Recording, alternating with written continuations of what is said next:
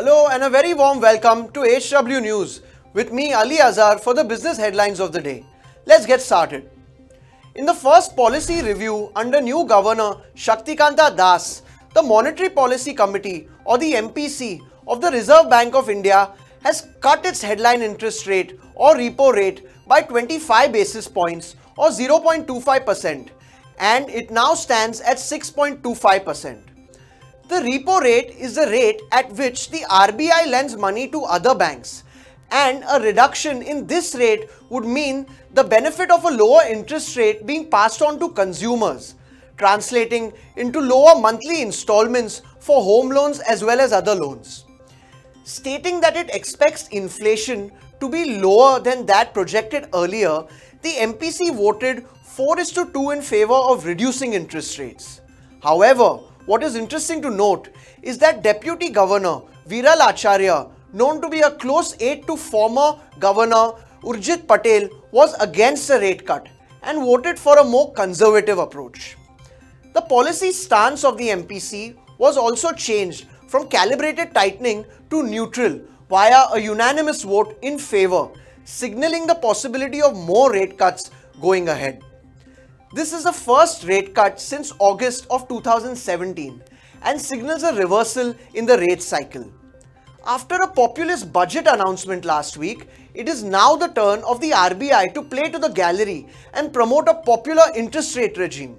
Populist because this interest rate cut will act as a catalyst for the stock market to go up. It would also result in lower cost of borrowing for banks that are expected to transmit this benefit to individuals and corporates.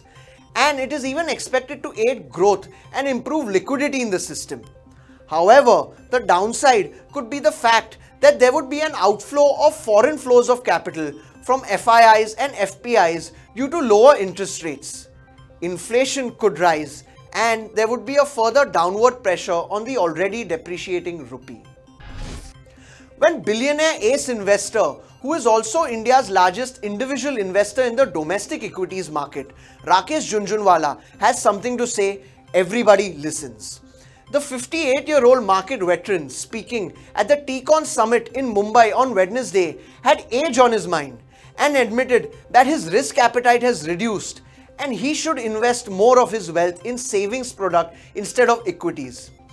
Mr. Jhunjhunwala, who is said to have a net worth of more than $2.7 billion or close to 19,000 crore rupees, said the only savings he has is a fixed deposit of 50,000 rupees and 1 crore in public provident fund, the rest being invested in equities. He went on to say that he should put 5 to 10% of his money into savings investment as age is catching up.